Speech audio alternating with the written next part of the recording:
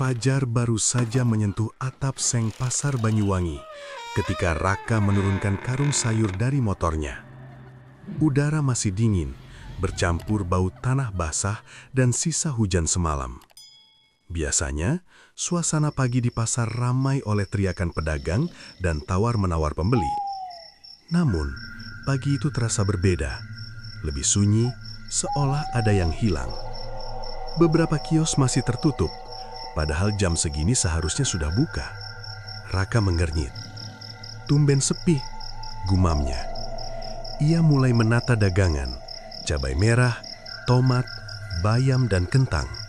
Saat mengangkat keranjang terakhir, matanya menangkap sesuatu di bawah meja lapaknya. Sebuah bungkusan kain hitam, diikat benang merah. Raka menatapnya lama, sebelum akhirnya jongkok dan membukanya pelan. Isi di dalamnya membuat nafasnya tercekat. Potongan kuku, rambut kusut, dan tanah bercampur darah kering. "Apaan ini?" bisiknya. "Jangan dipegang." Suara parau mengagetkannya. Raka menoleh.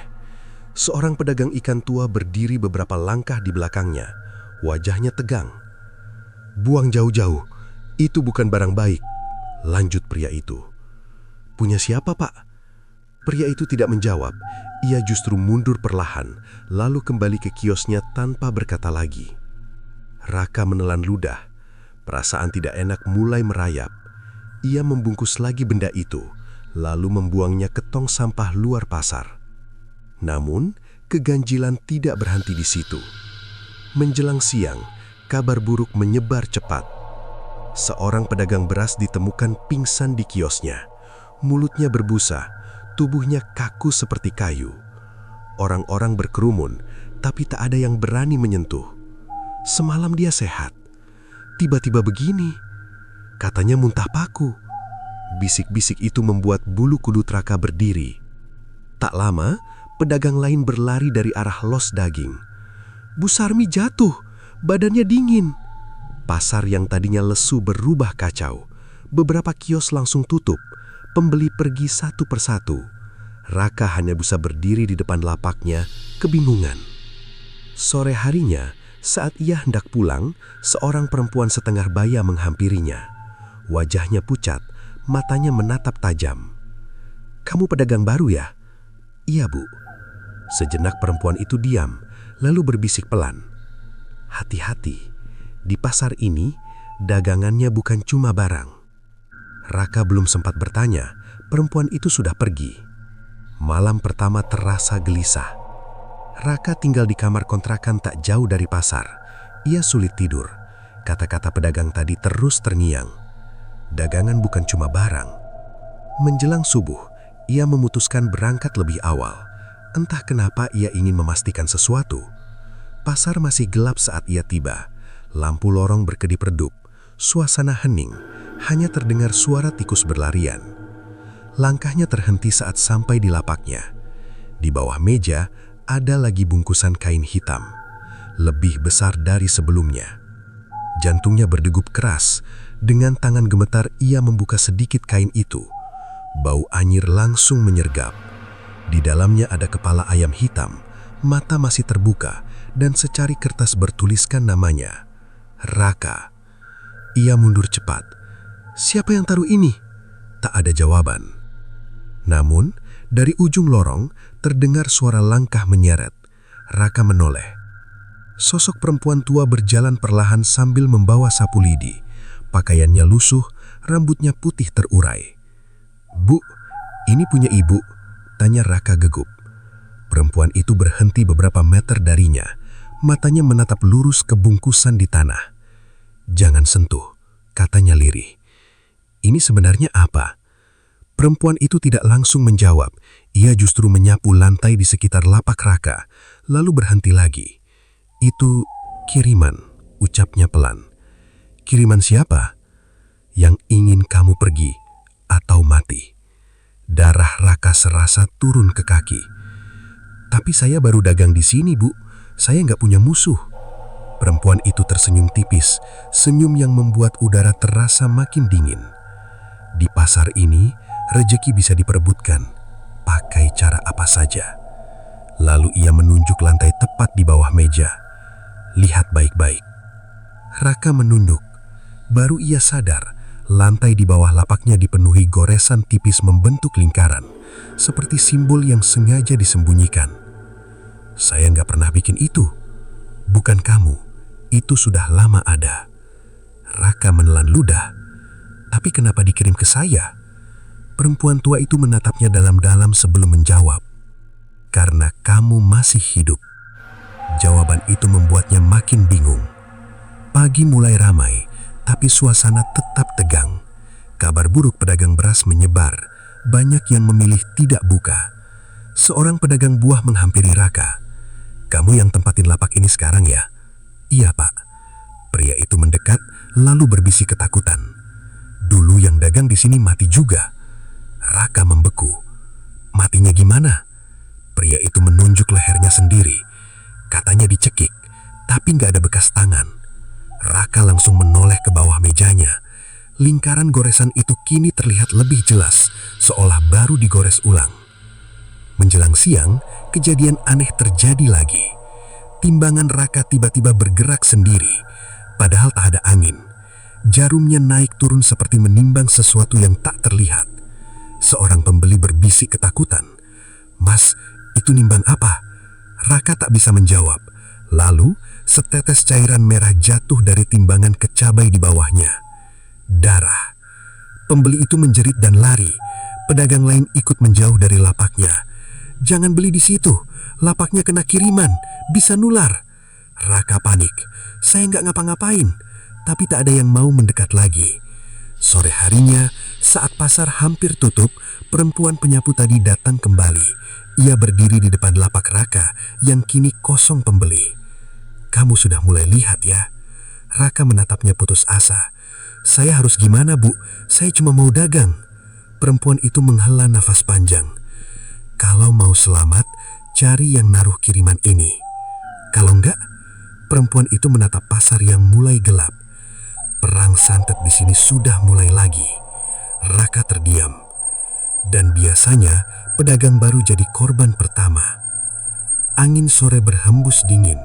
Dari kejauhan terdengar suara ayam berkokok, padahal hari sudah hampir malam. Saat Raka menunduk, ia melihat sesuatu yang membuat tubuhnya kaku. Di bawah meja ada sesajen baru. Namun, kali ini berbeda. Bukan kain hitam, melainkan kain putih bersih dengan bunga melati segar. Perempuan tua itu berbisik pelan di sampingnya. Itu bukan buat mencelakai kamu. Raka menoleh. Lalu buat apa? Perempuan itu menjawab dengan suara hampir tak terdengar. Buat melindungi kamu dari sesuatu yang lebih lapar dari santet. Dan untuk pertama kalinya, Raka mencium bau busuk menyengat dari seluruh penjuru pasar. Bau yang bukan berasal dari dagangan, melainkan dari kematian yang belum selesai. Malam turun pelan di pasar Banyuwangi. Lampu-lampu lorong menyala redup, memantulkan bayangan kios yang tampak lebih panjang dari aslinya. Setelah kejadian siang tadi, tak ada pedagang yang berani bertahan lama. Bahkan penjaga malam pun pulang lebih cepat. Namun, Raka tidak. Ia berdiri di depan lapaknya, menatap sesajen kain putih yang masih tergeletak rapi. Bunga melati di atasnya tetap segar, seolah baru diletakkan beberapa menit lalu. Padahal sejak sore, ia tidak meninggalkan tempat itu. Siapa sebenarnya yang jagain saya? Gumamnya. Angin malam berembus pelan, membawa bau anyir yang sama seperti sebelumnya. Raka menarik nafas panjang, lalu memutuskan mencari jawaban. Ia teringat perempuan penyapu tua. Langkahnya menyusuri lorong pasar yang gelap. Suara sendal jepitnya menggema, membuat suasana makin mencekam. Sampai di ujung los ikan, ia melihat cahaya temaram dari sebuah kios kecil yang seharusnya kosong. Pintu kayu setengah terbuka. Dari dalam, terdengar suara seperti orang berbisik. Raka ragu sejenak, lalu mengetuk pelan. Tok, tok. Masuk saja, sudah ditunggu. Suara itu berat dan serak. Raka menelan ludah sebelum mendorong pintu. Di dalam, ruangan sempit dipenuhi asap kemenyan. Dindingnya dipenuhi rajah, tulang kecil dan kain hitam tergantung. Di tengah ruangan, duduk seorang pria tua berambut putih, mengenakan ikat kepala hitam. Matanya tajam menatap Raka. "Kamu yang tempatin lapak tengah ya?" "Iya, Pak." "Duduk." Raka menurut, meski jantungnya berdegup kencang. "Saya Mbah Wiryo, penjaga pasar ini, yang masih hidup." Kalimat terakhirnya membuat Raka bingung. "Maksudnya?" Mbah Wiryo tidak langsung menjawab. Ia justru mengambil mangkuk kecil berisi air, lalu meneteskan cairan merah ke dalamnya. Air itu langsung berasap. "Kamu sudah terima kiriman 2 kali." Raka mengangguk pelan. "Itu santet ya, Mbah?" "Bukan 1, banyak." Raka tercekak. "Banyak?" Mbah Wiryo menatapnya dalam-dalam. "Di pasar ini sedang ada perang santet. Sudah mulai lagi setelah puluhan tahun tidur." Raka mencoba mencerna. "Perang antar siapa?" "Pedagang sendiri." Sunyi sesaat. "Rezeki di sini bukan sekedar uang. Ada yang pakai jalan gelap supaya dagangannya laris, supaya lawannya sakit, bahkan mati." Raka menggenggam tangan. "Tapi kenapa saya ikut diserang? Saya nggak rebutan sama siapa-siapa." Mbah Wiryo menyulut kemenyan lagi. "Asapnya jangan dihindari, biar saya lihat kamu." Asap tebal mengepul, mengelilingi tubuh Raka. Anehnya ia tidak sesak. Mbah Wiryo memejamkan mata beberapa detik, lalu tiba-tiba membukanya lebar. Benar saja." "Benar apa, Mbah?" "Kamu bukan orang biasa. Saya cuma pedagang sayur." "Darah kamu penangkal santet." Raka terdiam. "Maksudnya gimana?" "Kiriman yang harusnya bikin kamu sakit, malah mental. Makanya pengirimnya sekarang kelabakan." Raka langsung teringat kejadian siang tadi. Timbangan berdarah, tapi ia tidak terluka sedikit pun. "Terus, sesajen putih itu?" "Itu pelindung." "Siapa yang pasang?" Mbah Wiryo menghela nafas. "Yang masih ingin kamu hidup." Jawaban itu tidak menenangkan sama sekali. Tiba-tiba dari luar terdengar suara benda jatuh. Brak! Raka refleks berdiri. "Itu apa?" Mbah Wiryo tetap duduk tenang. "Sudah datang." Pintu kios bergetar pelan. Lalu terdengar suara ketukan dari bawah lantai. Tok, tok, tok. Seperti ada yang mengetuk dari dalam tanah. Raka mundur setapak. "Mbah, jangan bergerak." Ketukan berubah jadi garukan panjang. Krek, krek, krek. Debu lantai berjatuhan. Dari celah papan muncul cairan hitam pekat merembes keluar. Bau busuk langsung memenuhi ruangan. "Itu kiriman baru," kata Mbah Wiryo datar. Raka gemetar. "Kok bisa sampai sini?" "Karena targetnya kamu." Mbah Wiryo mengambil segenggam garam kasar lalu menaburkannya ke cairan hitam itu. Seketika terdengar suara jeritan tipis seperti hewan disiram air panas. Cairan itu mendidih lalu berubah keruh seperti lumpur. "Asli, darah penolak santet," gumam Mbah Wiryo. Raka menatap jarinya. "Kenapa saya bisa punya begini?"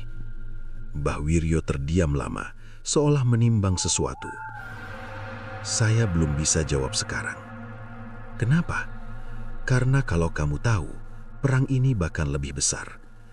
Raka makin bingung. Tiba-tiba lampu kios berkedip. Angin dingin masuk dari celah pintu. Di luar, terdengar suara langkah ramai, padahal pasar sudah kosong. Raka mengintip keluar. Lorong pasar dipenuhi bayangan orang berdiri diam di depan kios masing-masing. Pedagang. Namun wajah mereka pucat dan mata mereka hitam kosong. "Bah, itu siapa?" Mbah Miryo ikut melihat, lalu wajahnya tegang. Korban lama, Raka beku. Mereka bangkit lagi kalau perang santet mulai. Salah satu bayangan menoleh ke arah Raka. Mulutnya bergerak pelan, seolah berbisik dari jauh. Pergi sebelum kamu jadi kami. Raka mundur ketakutan. Lampu tiba-tiba padam total. Gelap menelan kios. Hanya bara kemenyan yang masih menyala. Dalam gelap itu, Mbah Wiryo berkata pelan, "Mulai malam ini, kamu tidak boleh dagang sendirian." "Kenapa, Mbah?" "Karena mereka sudah tahu." Sunyi sesaat sebelum ia melanjutkan, "Darah kamu bisa menghentikan perang ini." Jantung Raka berdegup kencang. "Kalau perang berhenti, bukannya bagus?" Suara Mbah Wiryo berubah berat. "Tidak." "Kenapa?" "Karena kalau perang berhenti," ia menatap lurus ke mata Raka, "semua pedagang yang terikat santet akan mati sekaligus." Dan di luar kios, bayangan-bayangan itu mulai berjalan mendekat, seolah mendengar bahwa kunci nasib mereka ada di tubuh seorang pedagang baru bernama Raka. Pagi itu pasar Banyuwangi buka seperti biasa, tapi suasananya tidak pernah kembali sama. Wajah para pedagang terlihat tegang. Beberapa memasang jimat di kios. Ada yang menabur garam di depan lapak. Bahkan ada yang membakar kemenyan sejak subuh. Raka datang lebih awal, ditemani rasa waspada yang tak hilang sejak malam di kios Mbah Wiryo. Ia berhenti di depan lapaknya. Tidak ada sesajen hitam, tidak juga kain putih. Namun justru itu membuatnya gelisah. Terlalu bersih, gumamnya. Ia mulai menata sayur. Tangannya bergerak cepat, tapi pikirannya tidak fokus. Kata-kata Mbah Wiryo terus terngiang. "Darahmu penangkal santet."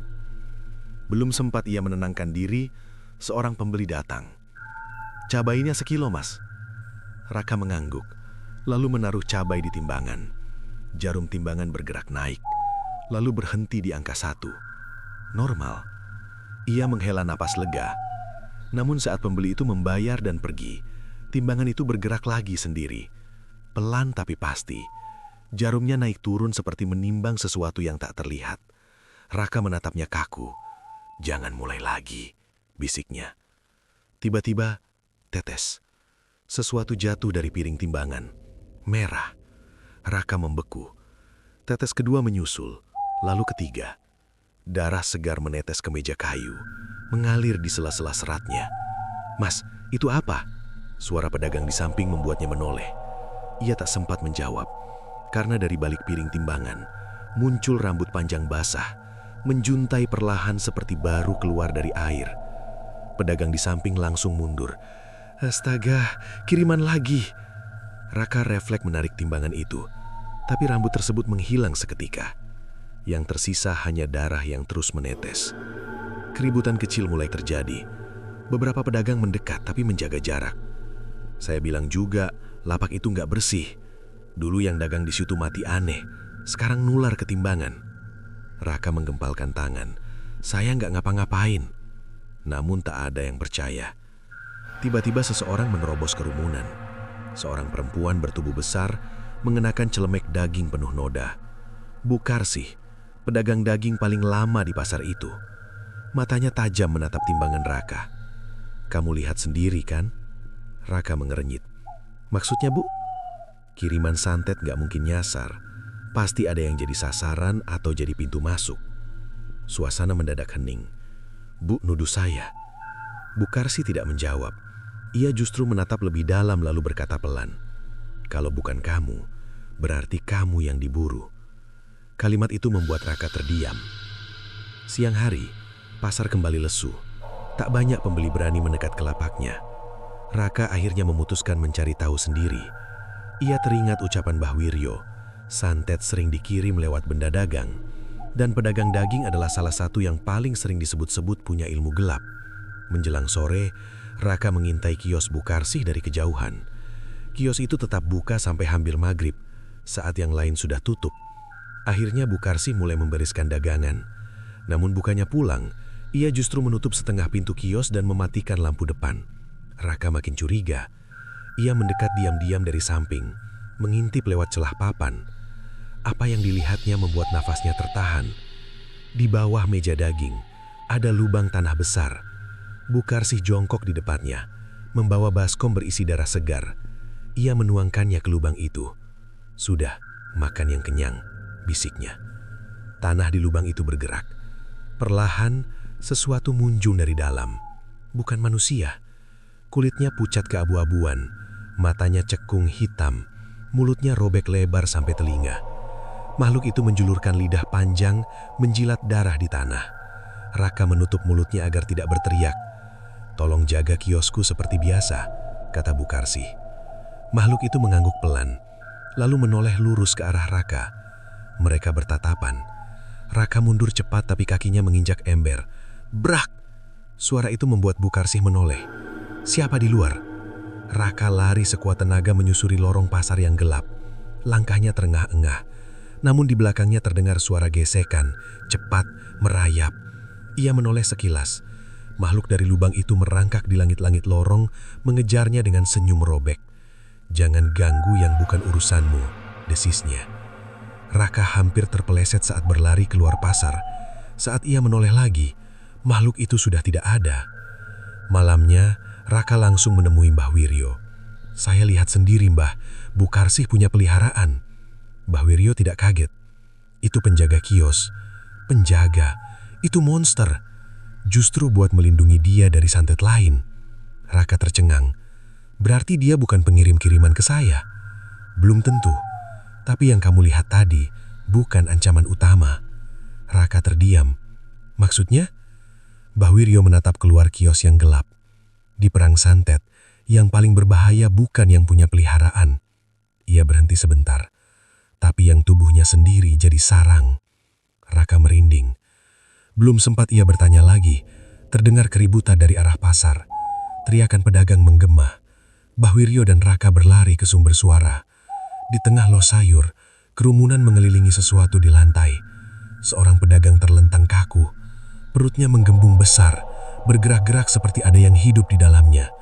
"Pegangin, dia masih nafas." Tiba-tiba, perut itu robek dari dalam. Darah menyembur. Sesuatu keluar, kecil, hitam, merangkak cepat ke bawah kios. Orang-orang menjerit histeris. Raka membeku di tempat. Mbah Wiryo berbisik pelan di sampingnya. "Itu santet hidup." Raka menatapnya ngeri. "Siapa yang kirim?" Mbah Wiryo menggeleng. "Bukan kiriman." Lalu, ia menunjuk ke arah timbangan Raka yang dibawa seseorang dari kiosnya. Jarumnya bergerak liar sendiri. Makhluk itu keluar karena ditarik. Ditarik. Mbah Wiryo menatap Raka serius. "Oleh darahmu." Jantung Raka serasa berhenti. "Mulai sekarang, santet bukan cuma nyerang kamu, tapi juga datang sendiri mencari kamu." Dan dari bawah kios yang gelap, terdengar suara tawa kecil.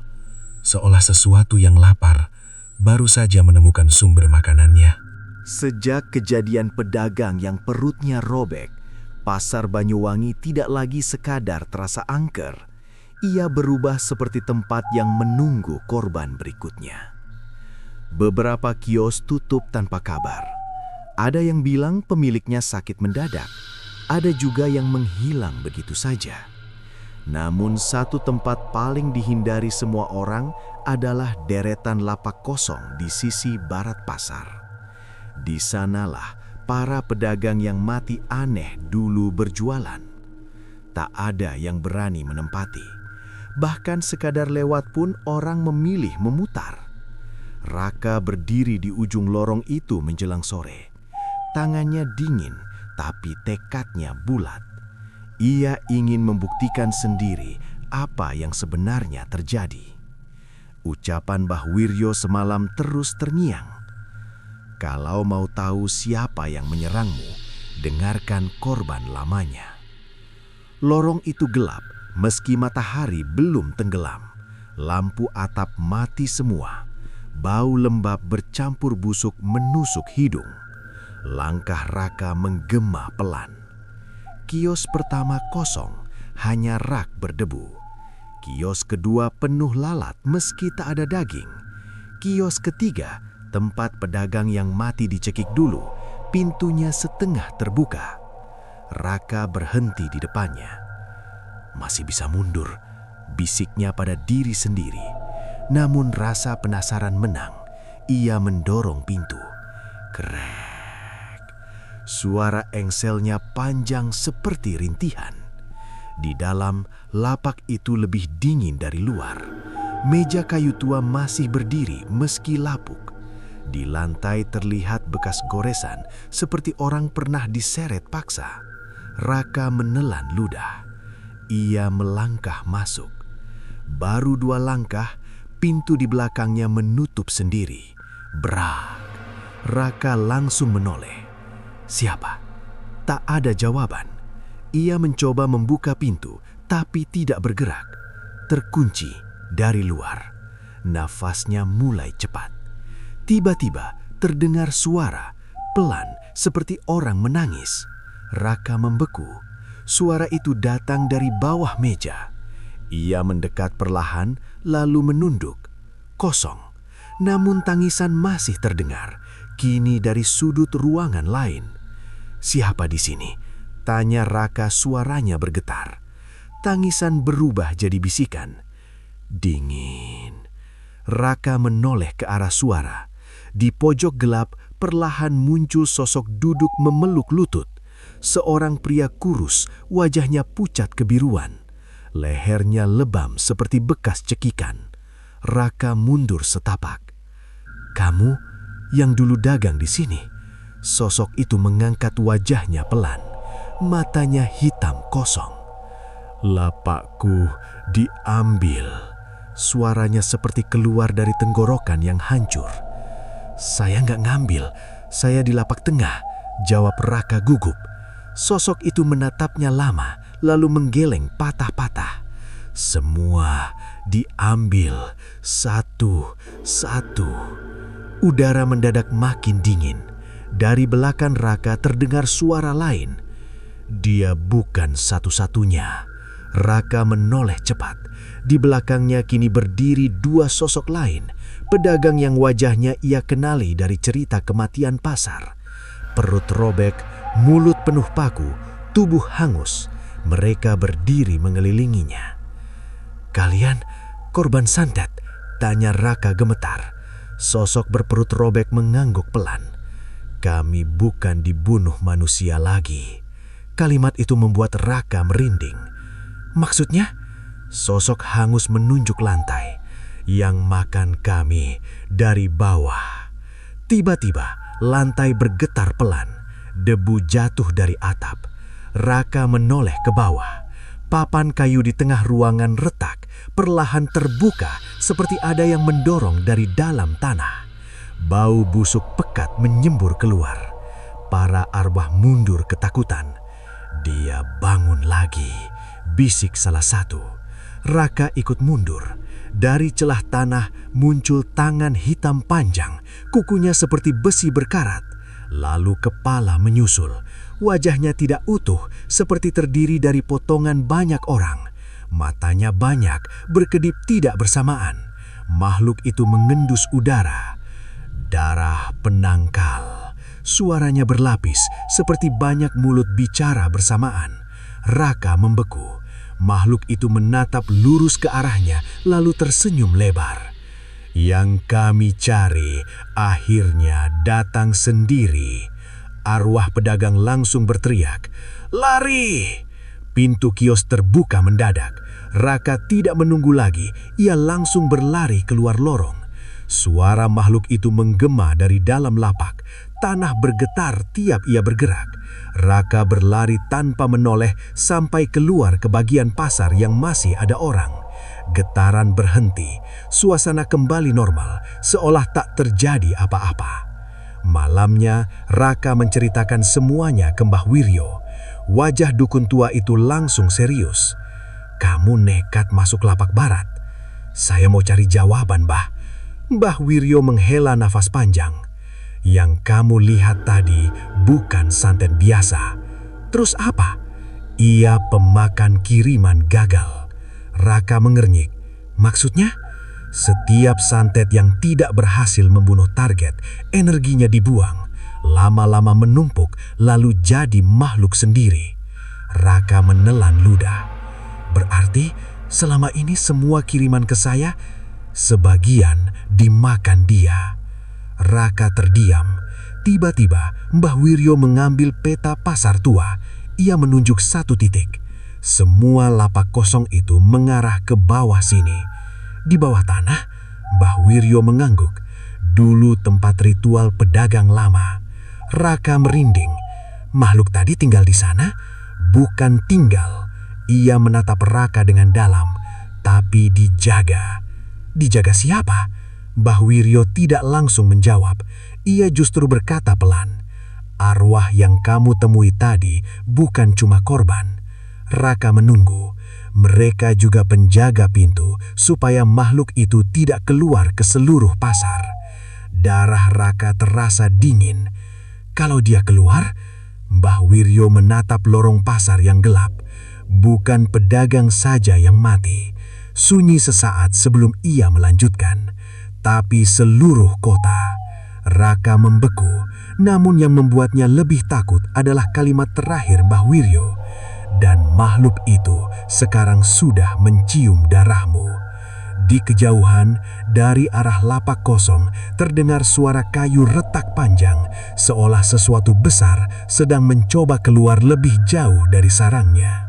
Sejak pertemuannya dengan arwah pedagang di lapak kosong, Raka tidak pernah lagi merasa pasar sebagai tempat mencari nafkah. Setiap sudut kini terasa seperti menyimpan mata yang mengawasi. Siang hari masih bisa ia tahan karena ramai orang. Namun begitu matahari turun, suasana berubah drastis. Lebih sunyi, lebih berat, seolah udara ikut mendekan dada. Malam Jumat tiba. Sejak sore firasat Raka sudah tidak enak. Burung gagak berputar di atas atap pasar, padahal biasanya tak pernah terlihat. Bau kemenyan samar juga tercium, meski tak ada yang membakar di kios sekitar. Ia teringat ucapan Mbah Wiryo. Kalau malam Jumat, jangan berkeliaran. Banyak yang buka jalan sendiri. Namun rasa ingin tahu kembali mengalahkan takut. Menjelang tengah malam, Raka kembali ke pasar diam-diam. Ia masuk lewat pintu samping yang jarang dipakai. Lorong gelap hanya diterangi satu lampu redup di tengah. Langkahnya diperlambat saat melihat cahaya di los utama. Pasar yang seharusnya kosong justru ramai. Belasan pedagang berdiri melingkar di tengah lantai. Wajah mereka serius, tak ada yang bicara keras. Di tengah lingkaran ada sesajen besar, kepala kambing, darah dalam kendi, serta tumpukan uang lusuh. Raka bersembunyi di balik kios kosong, mengintip. Seorang pria tua berikat kepala hitam berdiri memimpin ritual, bukan Mbah Wiryo. Pria itu mengangkat pisau kecil. "Rejeki pasar ini tidak cukup untuk semua," ucapnya berat. "Maka seperti biasa, kita tukar." Pedagang lain mengangguk. Salah satu dari mereka maju membawa foto seseorang. Raka menyipitkan mata. Foto itu pedagang beras yang mati kemarin. Dia sudah diambil, maka dagangannya jadi milik kita. Uang di sesajen bergerak sendiri, seperti tersedot ke tengah lingkaran. Raka menahan napas. Pedagang lain maju lagi. Ini target berikutnya. Ia meletakkan foto lain. Kali ini, foto Raka. Jantungnya serasa berhenti. Pedagang baru itu mengganggu aliran rejeki, kata pemimpin ritual. Kiriman kita mental semua. Ada yang melindungi dia. Seorang perempuan bersuara, "Kalau begitu, kita kirim bersama. Santet tunggal tidak cukup." Semua setuju. Mereka menusukkan jarum ke foto Raka bersamaan. Di tempat persembunyiannya, dada Raka mendadak sesak, seperti ada yang menekan dari dalam. Ia terjatuh tanpa suara. Di tengah lingkaran, kendi darah mendidih. Asap hitam keluar membentuk bayangan tangan panjang. Pemimpin ritual tersenyum puas. "Sekarang kita lihat darah siapa lebih kuat." Mereka mulai membaca mantra. Suara mereka tumpang tindih, berat, membuat udara bergetar. Di sisi lain pasar, Raka menggigil hebat. Ia merangkak menjauh, mencoba berdiri tapi gagal. Nggak bisa napas. Tiba-tiba, dari bawah bajunya, cahaya kemerahan redup muncul seperti bara di dalam kulit. Asap hitam dari ritual tadi melesat ke arahnya. Namun begitu menyentuh tubuh Raka, biar! Asap itu terbakar habis seperti kertas kena api. Di tengah lingkaran, semua pedagang terpental. Kendi darah pecah. Pemimpin ritual memuntahkan darah segar. Balik. Lagi, gumamnya kaget. Salah satu pedagang berteriak kesakitan. Tangannya menghitam seperti terbakar dari dalam. Kiriman kita mental. Suasana ritual langsung kacau. Raka masih tergeletak lemah saat seseorang mengguncangnya. Bangun! Ia membuka mata. Mbah Wiryo. Mbah, kamu nekat ngintip ritual mereka ya? Raka mengangguk lemah. Mereka mau bunuh saya. Sudah saya bilang, perang ini bukan mainan. Mbah Wiryo menyeret Raka menjauh dari los utama. Namun sebelum keluar pasar, langkah mereka terhenti. Di depan pintu, berdiri Bukarsih. Matanya tajam. Kalian ganggu ritual kami. Mbah Wiryo mendengus. Ritual rakus, bukan ritual. Pedagang lain mulai berdatangan di belakangnya. Jumlahnya belasan. Raka berdiri di belakang Mbah Wiryo. Tubuhnya masih lemas. Pemimpin ritual yang tadi terluka maju tertatih. Darah anak itu harus diambil. Kalau tidak, semua santet kita akan sia-sia. Mbah Wiryo mengangkat tongkatnya. Coba saja. Tiba-tiba angin kencang berputar di dalam pasar. Asap hitam muncul dari lantai membentuk sosok-sosok makhluk kiriman. Ular bayangan, kepala tanpa tubuh, tangan panjang merayap. Semua mengarah ke Raka. Raka mundur panik. Mbah, banyak banget. Jangan lari, berdiri di belakang saya. Makhluk-makhluk itu menyerang bersamaan. Namun begitu menyentuh Raka, tubuh mereka terbakar sendiri, seperti menabrak dinding api tak terlihat. Jeritan gaib memenuhi pasar. Pedagang yang mengirim santet ikut jerit kesakitan. Tubuh mereka terluka balik. Bukarsih terjatuh sambil memegang dada. Kiriman balik semua. Pemimpin ritual menatap Raka dengan campuran takut dan marah. Dia bukan cuma dilindungi, tapi dia pusatnya. Semua terdiam. Mbah Wiryo menatap Raka sekilas lalu berkata pelan. Sekarang kamu tahu kenapa kamu diburu. Raka menyelan ludah. Karena darah saya bukan cuma menolak santet, tapi menarik semua kiriman di pasar ini. Raka membeku. Jadi selama ini, semua santet gagal, numpuk dan mencari kamu. Angin malam berembus dingin. Makhluk-makhluk kiriman yang terbakar tadi tidak hilang sepenuhnya. Mereka berkumpul di atas pasar, menatap Raka lapar. Pemimpin ritual mundur pelan. Kalau dia hidup, perang ini tidak akan selesai. Ia menatap pedagang lain. Berarti kita harus pakai cara terakhir. Raka berbisik. Cara terakhir apa, Bah? Mbah Wiryo menatap pedagang dengan wajah keras. Ritual tumbal massal. Sunyi mencekam menyelimuti pasar. Dan dari atas atap, makhluk-makhluk santet yang kelaparan mulai turun satu persatu, seolah menunggu siapa yang akan dikorbankan lebih dulu.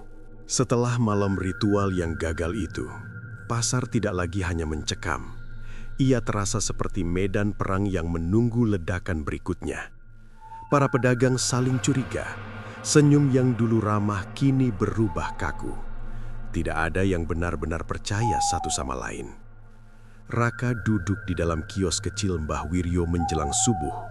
Matanya sembab karena tidak tidur. Tubuhnya masih lemas setelah dihantam santet massal semalam. Kemenyan menyala di sudut ruangan, asapnya melingkar pelan. Mbah, suara Raka serak. Sebenarnya saya ini siapa?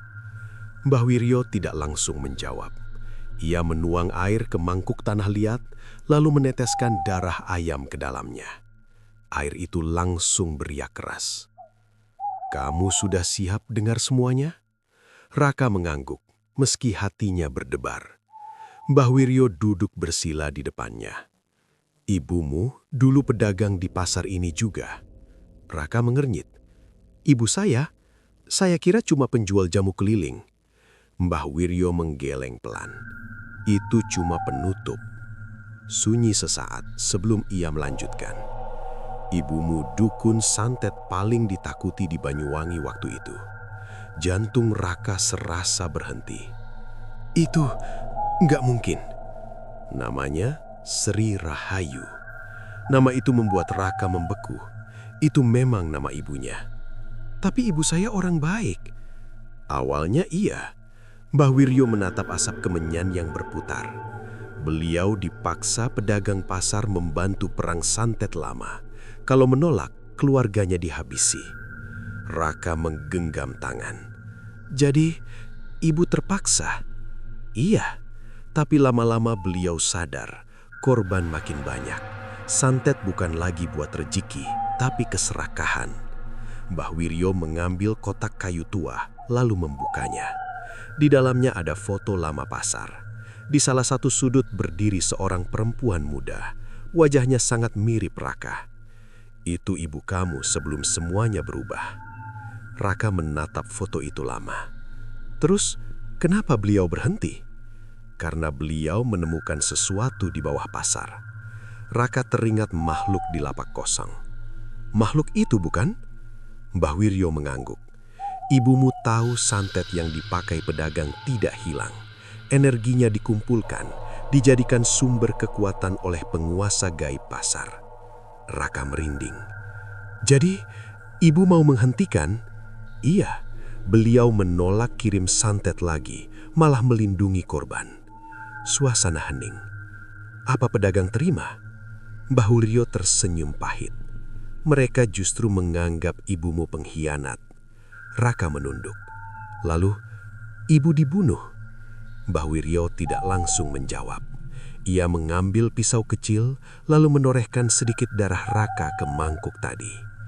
Air itu mendidih hebat, lebih kuat dari sebelumnya. "Asal darahmu dari sini." Raka menatapnya bingung. "Maksudnya?" "Ibumu membuat perjanjian terakhir sebelum dibunuh." "Perjanjian apa?" "Beliau menanamkan pelindung santet di garis keturunannya, supaya suatu hari ada yang bisa menghentikan perang ini." Raka terdiam lama. "Berarti targetnya saya?" "Bukan target, kunci." Tiba-tiba lampu kios meredup. Asap kemenyan bergerak liar, membentuk bayangan perempuan. Raka membeku. Sosok itu perlahan terbentuk. Wajahnya pucat, rambut panjang, mata sendu. Raka bergemetar. Ibu." Sosok itu menatapnya lembut, namun tubuhnya tidak utuh, sebagian seperti kabut. Mbah Wiryo berbisik. "Beliau tidak benar-benar mati." Raka menoleh kaget. "Maksudnya?" "Rohnya diikat di pasar ini, tidak bisa pergi." Air mata Raka langsung jatuh. "Ibu, ini benar ibu." Sosok itu mengangguk pelan. Suaranya terdengar lirih di kepala Raka, bukan di telinga. "Maafkan ibu, kamu jadi ikut terseret." Raka berlutut. "Kenapa ibu nggak pulang? Kenapa tinggal di sini?" Bayaran itu menunduk. "Tugas ibu belum selesai." Tiba-tiba, wajah sosok itu berubah tegang. Ia menoleh ke arah pintu kios. Mbah Wiryo ikut berdiri cepat. Mereka datang. Pintu bergetar keras. Dari luar terdengar langkah banyak orang. Suara pedagang, tapi bukan seperti biasa. Lebih berat, seperti dikendalikan. Bukarsih bersuara dari luar. "Kami tahu anak itu di dalam." Pemimpin ritual menambahkan, "Kalau darahnya tidak kami ambil, semua usaha kami hancur." Raka berdiri di depan ibunya. "Saya nggak akan ikut." Pintu didobrak. Belasan pedagang masuk dengan mata hitam kosong, tanda mereka sedang dirasuki kekuatan santet. Makhluk kiriman merayap di tubuh mereka. Mbah Wiryo mengangkat tongkat, tapi belum sempat bergerak. Roh ibu Raka maju ke depan. Adara bergetar, asap hitam di tubuh pedagang terbakar sendiri. Mereka terpental ke dinding. Bukarsih berjerit, Itu dia, Ratu Santet Lama. Raka menoleh kaget. Ratu? Mbah Wiryo berbisik. Ibumu dijuluki begitu dulu. Roh ibunya kini berdiri tegak, matanya menyala merah redup. Suara lembutnya berubah berat. Cukup, kalian sudah terlalu jauh. Pedagang yang kerasukan mundur ketakutan. Pemimpin ritual memaksa maju. Kami cuma mau rejeki. Dengan membunuh, balas roh itu. Tanah kios bergetar. Makhluk-makhluk santet di tubuh pedagang keluar paksa, menjerit sebelum lenyap. Dalam sekejap, semua pedagang pingsan. Sunyi kembali. Raka menatap ibunya dengan campuran haru dan takut. Ibu, selama ini yang lindungi saya. Roh itu mengangguk. Darahmu belum siap, tapi perang sudah mulai. Raka menelan ludah. Perang ini bisa dihentikan, Bu. Sosok itu menatap jauh ke lantai pasar. Bisa, tapi harganya besar. Apa harganya? Ia tidak langsung menjawab. Tubuhnya mulai memudar. Sebelum hilang, ia berbisik pelan di kepala Raka. Kalau waktunya tiba, salah satu dari kita harus jadi pengikat baru. Cahaya sosok itu lenyap. Raka terdiam. Mbah, pengikat baru maksudnya apa? Mbah Wiryo menatap lantai dengan wajah berat. Pengganti ibumu yang mengikat semua santet di pasar ini. Raka menelan ludah. Kalau nggak ada pengikat, Mbah Wiryo jawab lirih. Semua santet akan lepas dan pasar ini berubah menjadi sarang kematian.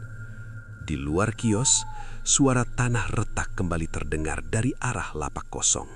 Seolah makhluk bawah tanah tadi merasakan bahwa penjaga lamanya mulai melemah. Sejak kemunculan roh ibunya, hidup Raka tidak pernah kembali tenang. Ia kini tahu satu hal yang paling menakutkan. Dirinya bukan sekedar korban perang santet, melainkan bagian dari kunci yang diperebutkan semua pihak. Pagi di pasar Banyuwangi terlihat normal di luar, tapi ketegangan terasa di balik setiap tatapan pedagang.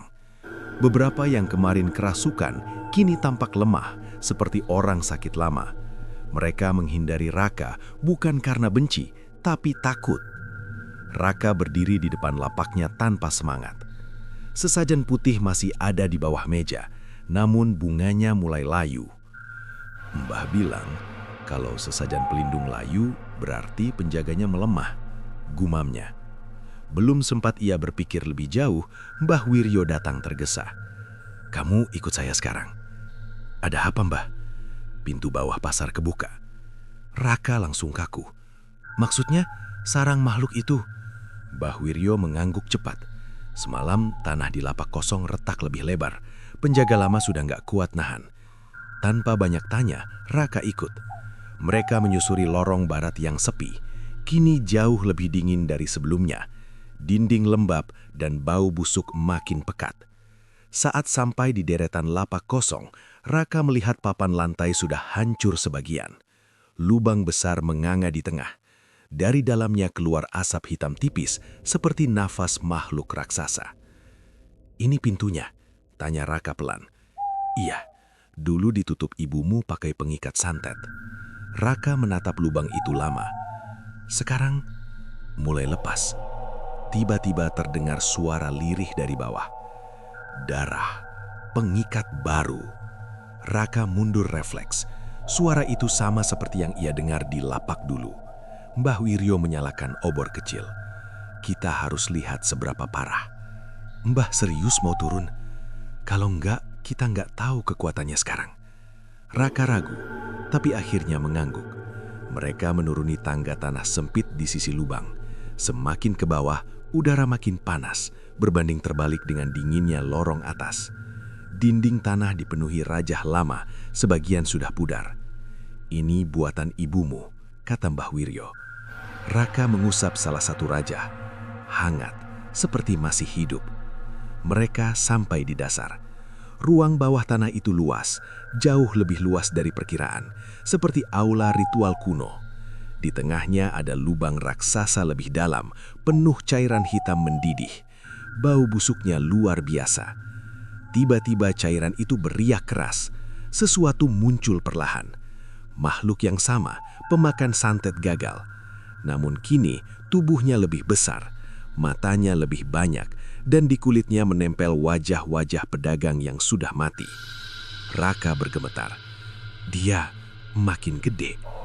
Bahwiryo berbisik, karena santet yang gagal ke kamu dimakan dia semua. Makhluk itu mengendus udara. Kepala-kepalanya bergerak tak sinkron. Darah, pengikat baru. Raka mundur refleks. Makhluk itu tertawa berlapis. Kalau kau turun, aku bebas. Tanah bergetar. Dari dinding ruang muncul retakan panjang. Arwah pedagang penjaga pintu muncul satu persatu, menahan retakan itu dengan tubuh mereka. Jangan biarkan dia naik, bisik mereka lemah. Raka menatap ngeri. Mereka masih nahan dia. Iya, tapi nggak lama lagi. Makhluk itu menghantam dinding cairan hitam. Biar! Gelombang santet menyembur ke segala arah. Rajah di dinding terbakar satu persatu. Arwah penjaga menjerit kesakitan. Raka refleks maju. Saya harus gimana? Makhluk itu langsung menatapnya. Turun, jadi pengikat, atau biar aku makan semua. Tiba-tiba cahaya putih muncul di belakang Raka. Roh ibunya muncul lagi, lebih samar dari sebelumnya. Jangan dengarkan dia. Makhluk itu menggeram. Pengikat lama, kau melemah. Roh itu berdiri di depan Raka. Belum, selama anakku hidup. Namun tubuhnya bergetar hebat, seperti hampir hancur. Bahwiryo berbisik. Beliau nggak kuat lama-lama. Makhluk itu menghantam dinding lagi. Retakan makin besar. Sebagian cairan hitam tumpah keluar lubang, merayap ke lantai ruang. Dari cairan itu muncul makhluk santet kecil. Ular bayangan, tangan tanpa badan, kepala melayang. Mereka merayap menuju tangga keluar pasar. Kalau mereka naik, pasar habis, kata Mbah Wiryo tegang. Raka melihat ibunya yang makin memudar, lalu melihat arwah penjaga yang hampir hancur. Ia menggenggam tangan. Kalau saya jadi pengikat, perang selesai. Roh ibunya menoleh cepat. Belum waktunya. Tapi kalau nggak sekarang, semua mati, Bu. Sunyi sesaat. Makhluk raksasa itu tertawa puas. Pilih, selamatkan mereka atau dirimu. Tiba-tiba tanah atas bergetar. Suara langkah banyak orang terdengar menuruni tangga. Bukarsih dan para pedagang ritual datang membawa sesajen hitam. Mereka berhenti saat melihat makhluk itu. Bukan takut, namun mereka justru senyum. Pemimpin ritual berkata, "Bagus, pintunya sudah terbuka." Raka menatap mereka kaget. "Kalian mau ngelepas dia?" "Bukan melepas, tapi membuat perjanjian." Bahwiryo membentak, "Kalian gila, dia bakal makan kalian juga." Pemimpin ritual tertawa, "Asal kami dapat rezeki tanpa batas, korban bukan masalah." Raka membeku. Makhluk raksasa itu menoleh ke para pedagang. Banyak, tumbal. Cairan hitam naik seperti menyambut. Roh ibu Raka berbisik lemah.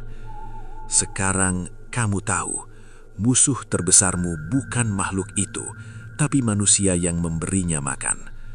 Raka menatap para pedagang yang siap bersekutu dengan kegelapan. Sementara di belakangnya, tangga menuju pasar sudah dipenuhi makhluk santet kecil yang mulai naik. Ia kini berdiri di antara dua pilihan, menjadi pengikat dan menghilangkan hidupnya, atau membiarkan pintu bawah pasar terbuka dan perang santet berubah jadi bencana yang menelan seluruh Banyuwangi. Dan untuk pertama kalinya, makhluk raksasa itu membungkuk hormat kepadanya, seolah menunggu keputusan dari calon penjaga barunya. Ruang bawah pasar kini berubah seperti arena penghakiman. Udara panas bercampur bau busuk santet membuat napas terasa berat. Di satu sisi berdiri Raka bersama Mbah Wiryo dan roh ibunya yang makin samar. Di sisi lain, para pedagang ritual membentuk lingkaran, membawa sesajen hitam dan kendi darah. Di tengah semuanya, makhluk pemakan santet itu menjulang dari lubang cairan hitam. Tubuhnya terus bergerak, wajah-wajah di kulitnya berbisik tanpa henti. Cepat, pilih, suara berlapisnya menggema. Raka menatap makhluk itu, lalu menoleh ke para pedagang. Kalian benar-benar mau kerjasama sama dia? Pemimpin ritual tersenyum tipis. Selama ini, kami kirim santet satu-satu, korban sedikit, hasil kecil. Tapi kalau dia dilepas, kami bisa minta apa saja. Bukarsih menambahkan, pasar ini bakal jadi milik kami sepenuhnya. Mbah Wiryo melangkah maju. Kalian lupa satu hal, makhluk itu nggak pernah puas. Pemimpin ritual tertawa keras. Kalau butuh korban, tinggal cari.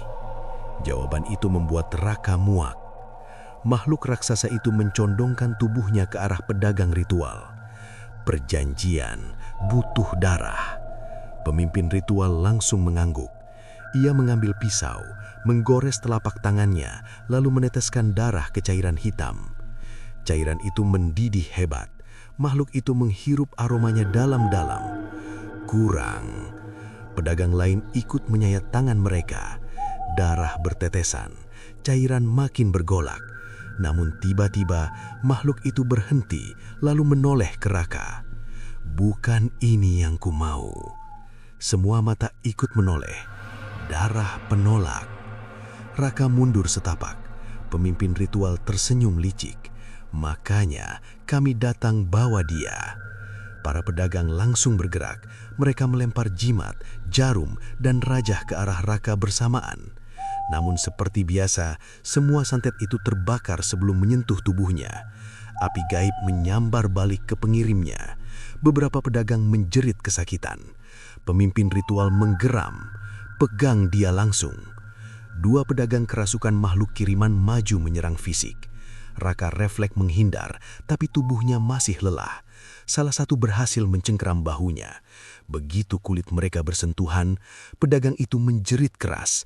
Tangannya hangus seperti terbakar dari dalam. Ia terpental jauh. Makhluk raksasa tertawa puas. Bagus, darah kuat. Roh ibu Raka maju ke depan, meski tubuhnya hampir hilang. Jangan sentuh anakku. Makhluk itu menggeram. Kau hampir habis. Roh itu tidak mundur. Cukup aku saja yang terikat. Makhluk itu mendekat, wajah-wajah di tubuhnya berbisik serempak. Tidak, waktumu selesai. Tanah bergetar keras, rajah di dinding pecah satu persatu. Arwah penjaga pintu menjerit saat retakan melebar. Sebagian makhluk santet kecil berhasil naik ke tangga menuju pasar atas. Dari kejauhan terdengar suara pedagang menjerit di permukaan. Raka menoleh panik. Mbah, mereka mulai naik. Kalau pintu ini jebol, satu kota bisa kena, jawab Mbah Wiryo tegang. Pemimpin ritual melihat situasi itu sebagai kesempatan. Ia mengangkat kendi besar berisi darah. Sekarang atau tidak sama sekali. Ia melempar kendi itu ke arah Raka. Raka refleks menangkis, namun kendi pecah di kakinya. Darah hitam menyebar, berubah jadi rantai gaib yang melilit kakinya. Raka jatuh berlutut. Mbah Wiryo mencoba menolong, tapi pedagang lain menahannya. Roh ibu Raka berusaha mendekat, namun makhluk raksasa menahan dengan aura hitamnya. Biarkan pengikat baru turun sendiri. Rantai darah menyeret Raka perlahan ke tepi lubang cairan hitam. Panasnya menyengat kulit meski belum menyentuh. Makhluk itu menunduk dekat sekali.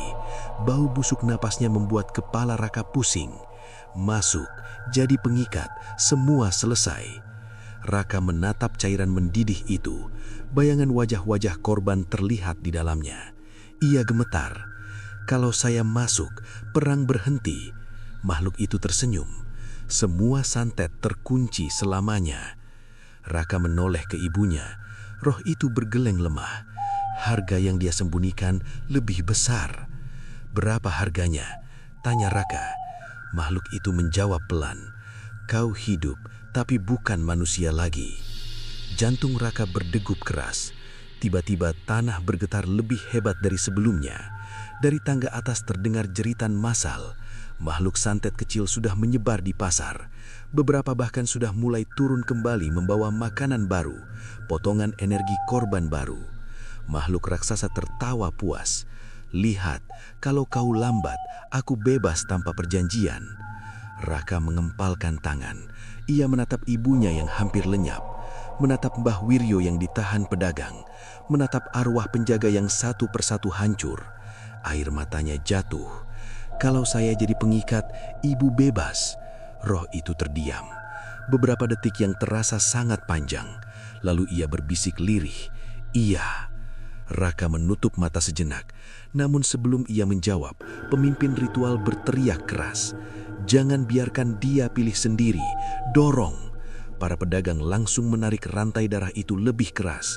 Tubuh Raka terseret, tinggal beberapa jengkal dari cairan hitam. Makhluk raksasa membuka tubuhnya lebar-lebar, seperti pintu neraka menunggu korban. Di detik itu, roh ibunya menjerit keras, "Raka, jangan!" Cahaya putih meledak dari tubuhnya, menghantam semua orang di ruangan. Pedagang terpental jauh, rantai darah putus, makhluk raksasa mundur sesaat, terkejut. Raka jatuh tergeletak, selamat dari jatuh ke cairan. Namun roh ibunya kini hampir hilang sepenuhnya. Tubuhnya retak seperti kaca. "Mbah, gak kuat lama lagi," bisiknya melemah. Makhluk raksasa kembali bangkit, lebih marah dari sebelumnya. "Kalau bukan kau, aku naik sendiri." Cairan hitam meluap ke lantai. Tangga menuju pasar kini hampir tertutup makhluk santet yang turun naik bebas. Perang sudah tak bisa dihentikan. Dan di tengah kekacauan itu, Raka sadar satu hal mengerikan. Ia mungkin tidak punya waktu lagi untuk memilih, karena pintu bawah pasar sudah setengah terbuka. Dan sesuatu yang jauh lebih besar mulai bergerak dari kedalaman yang lebih gelap. Kabut turun lebih cepat malam itu. Pasar yang biasanya riuh kini kosong seperti kuburan panjang. Lapak-lapak tertutup kain lusuh, sebagian roboh seperti baru diterjang badai. Bau anyir masih tertinggal di udara, bercampur dupa dan sisa kemenyan yang belum habis terbakar. Sari berdiri di tengah lorong utama, menggenggam jimat kain hitam pemberian Mak Rukmini.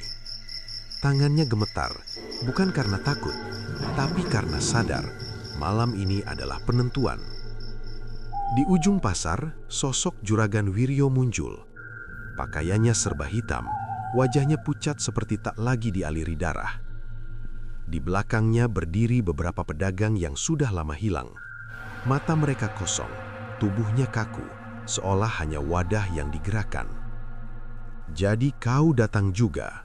Suara Wiryo serak tapi dingin. Sari menatap tajam. "Aku datang buat menghentikan semua ini, Pak." Wiryo tersenyum miring. "Menghentikan? Perang ini sudah berjalan puluhan tahun. Pasar ini dibangun dari tumbal. Kau pikir bisa selesai hanya dengan keberanian?" Tanah bergetar pelan. Dari bawah lantai pasar muncul retakan pajang. Bau busuk menyeruak. Sosok-sosok hitam merayap keluar, bertubuh kurus dengan tangan terlalu panjang. Sari mundur selangkah tapi menguatkan diri. Ia mengingat pesan Mak Rukmini. Perang santet tidak dimenangkan dengan selangan, tapi dengan memutus sumbernya. "Aku tahu rahasiamu," kata Sari. "Sumur di bawah Los Tengah, tempat kau ikat semua arwah." Wajah Wiryo berubah, senyumnya hilang. Belum sempat ia bergerak, tanah di belakang Sari terbuka. Mak Rukmini muncul, membawa kendi tanah liat yang ditutup kain berah. "Sudah waktunya, Wiryo," ucapnya lirih. Wiryo tertawa keras. "Kau pikir kendi itu cukup? Aku sudah memberi lebih banyak nyawa dari siapapun." Mak Rukmini membuka kain penutup kendi. Dari dalamnya keluar cahaya redup diiringi jeritan halus seperti ratusan suara tertahan. Pedagang-pedagang yang berdiri di belakang Wiryo mulai gemetar. Sari berlari menuju Los Tengah. Retakan tanah membimbingnya ke sebuah lubang sumur tua yang selama ini tertutup papan. Ia menendangnya hingga terbuka. Air di dalamnya hitam pekat, tapi memantulkan bayangan wajah-wajah yang menangis. Tiba-tiba Wiryo muncul di belakangnya. "Jangan sentuh itu," bentaknya. Tangan Wiryo berubah hitam, kukunya memanjang seperti cakar. Ia menyerang tapi Sari menahan dengan jimat kain hitam. Keduanya terpental. Mak Rukmini berteriak, "Sari, lempar kendinya ke sumur!" Sari menangkap kendi yang melayang ke arahnya. Beratnya seperti memegang batu hidup yang berdenyut. Wiryo bangkit lagi, kali ini lebih mengerikan. Tubuhnya retak, dari celahnya keluar asap gelap. "Itu semua milikku," teriaknya. Sari menatap sumur, lalu pada Wiryo. Tidak, mereka bukan milik siapapun. Dengan sisa tenaga, ia melempar kendi itu ke dalam sumur. Sekejap sunyi. Lalu, ledakan cahaya hitam menyembur ke langit. Jeritan panjang mengguncang pasar.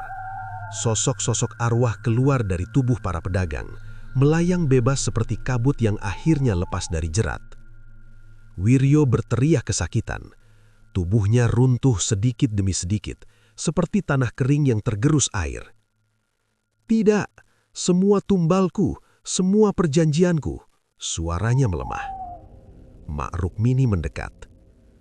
Perjanjian yang dibangun dari keserakahan tak akan pernah abadi.